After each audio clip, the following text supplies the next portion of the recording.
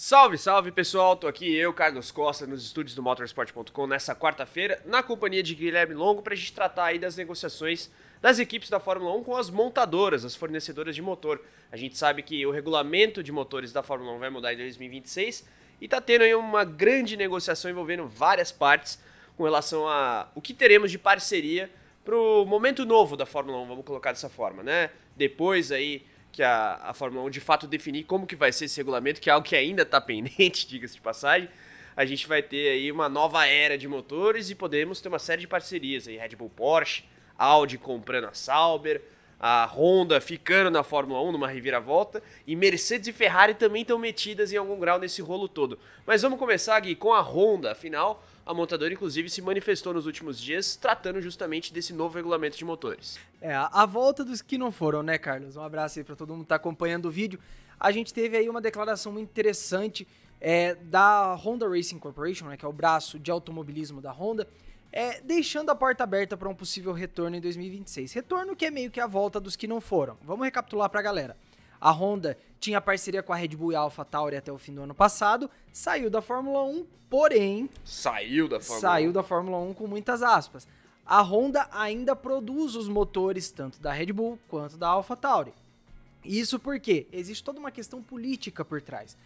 O motor está congelado, então a Honda não tem que se preocupar com o desenvolvimento desse motor. E a Red Bull ainda não está com a fábrica da Red Bull Powertrains pronta. Inclusive, a expectativa é que o lançamento oficial da sede aconteça ainda em julho. Mas aí entra uma questão importante do regulamento de 2026. Essa possível parceria aí Red Bull e Porsche tem uma implicação importante. A Porsche quer entrar como uma montadora nova, quer ter as concessões de uma montadora nova. Então isso aí implica numa pequena concessões questão. Essas que vão de grana, né? Mais Grana e limite. tempo de desenvolvimento. Exato, é bom pontuar porque de fato dá uma vantagem. Dá uma boa vantagem, são bons milhões aí de dólares a mais para desenvolvimento. Então, se por um acaso a Red Bull Powertrains começar a desenvolver o seu próprio motor, mesmo sendo congelado nesse período até o fim de 2025, quando a Porsche entrar, ela não pode ter essas concessões aí de uma entrada nova. Então, por isso, a Honda, nesse momento, ainda produz os motores de Red Bull e de AlphaTauri. E por isso fica essa coisa engraçada, né? A Honda falando, deixando a porta aberta. Olha, talvez a gente pode voltar em 2026, que é bem a volta dos que não foram. E o grande X dessa questão toda é o fato de que a Red Bull não pode ser duplamente beneficiada, né? Porque aí teria Red Bull Powertrains com concessões e depois teria ainda a Porsche. E nesse meio de campo todo tem Mercedes e Ferrari pleiteando ali algumas questões políticas que a gente sabe que fazem parte do jogo. Sim. Também. Mas em relação a Red Bull e Porsche, em que pé que tá esse namoro, esse flerte, Gui? Então, inclusive a gente teve o GP da Áustria nesse último fim de semana e a expectativa era que o anúncio fosse feito no Red Bull Ring.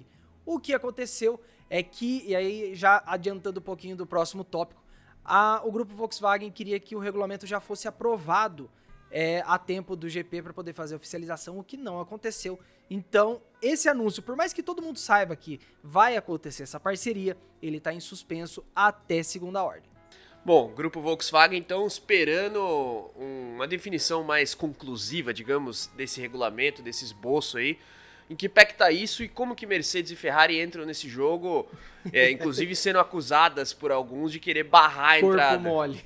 Explica pra nós. É uma situação política. Vamos lembrar, né? A Fórmula 1 não acontece só dentro da pista. Acontece muita coisa fora. O grosso da treta política acontece fora das pistas.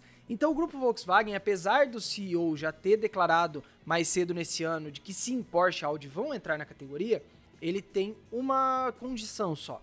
Isso só vai ser oficializado depois que o regulamento de 2026 for ratificado. E ele precisa ser ratificado pelo chamado Conselho Mundial do Esporte a Motor da FIA, que vamos fazer uma equivalência meio bizarra, é a Câmara dos Deputados da FIA. Então precisa passar por uma votação, aprovação e ratificação. Isso deveria ter acontecido na reunião de junho, o que não aconteceu. Ainda há algumas discussões, algumas montadoras, e aí é onde entra a questão de Ferrari e Mercedes, que querem discutir isso, discutir aquilo. Então, o grupo Volkswagen está esperando para também não levar um tapetão. Falar assim, vamos entrar, se comprometer e depois ter alguma coisa ali que não agrada. E, obviamente, né, Toto Wolff e Mattia Binotto, chefes de Mercedes e Ferrari, se defenderam nesse fim de semana lá no GP da Áustria, negaram a questão do corpo mole. O próprio Binotto falou, não, ter a Audi e a Porsche na Fórmula 1 faz muito bem para nós. E aí o Toto Wolff falou, nós cedemos coisas, nós cedemos o MGU-H, que, né, para o motor da Fórmula 1 hoje, para as montadoras que estão ali é importante, mas para quem vai entrar é um componente muito caro e muito difícil de se desenvolver em termos de tecnologia. Então tá nesse embate aí, um lado as montadoras que já estão na Fórmula 1 e do outro as que querem entrar. Bom, nessa discussão toda já ficou muito claro que vai haver uma associação entre Red Bull e Porsche.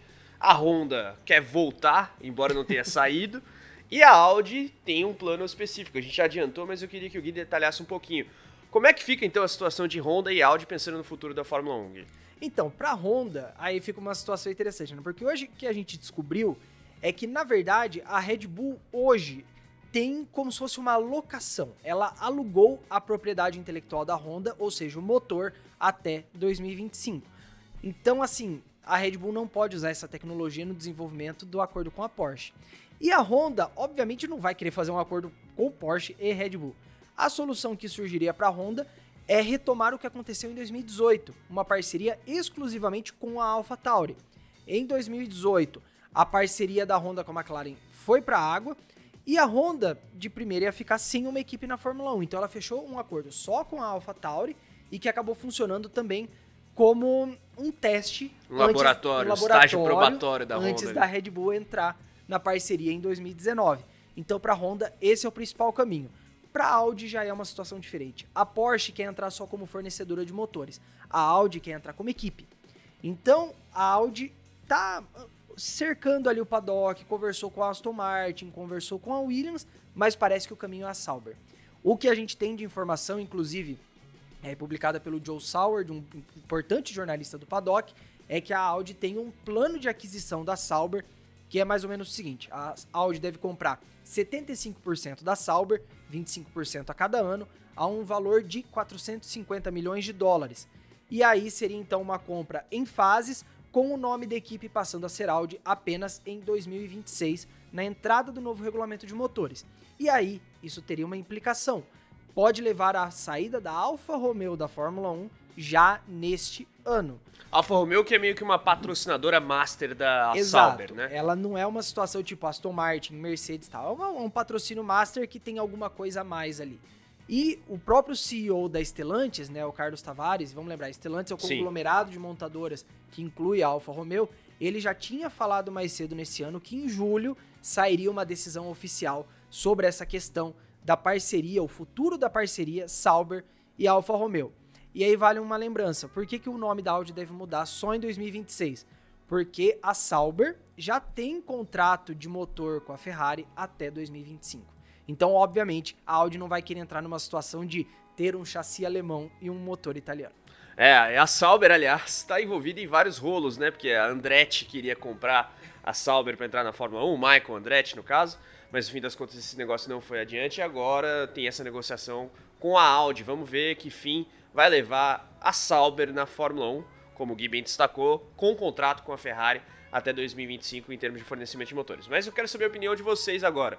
Vocês querem uma entrada da Audi como equipe, de fato, na Fórmula 1, como uma montadora que será dona de um time? Red Bull Porsche tem tudo para dar certo ou a Red Bull deveria, de alguma forma, se manter com a Honda?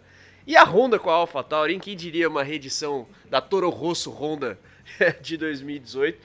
Claro, vamos ver também como Mercedes e Ferrari vão reagir a esses arranjos todos. A gente tem que ter a ratificação do regulamento de motores de 2026 pelo Conselho Mundial do Esporte a Motor. Mas deixe seus comentários aqui abaixo, curtida no vídeo, inscrição no canal e também ative as notificações para receber os alertas dos nossos conteúdos. A gente vai ficando por aqui, um grande abraço, tchau, tchau.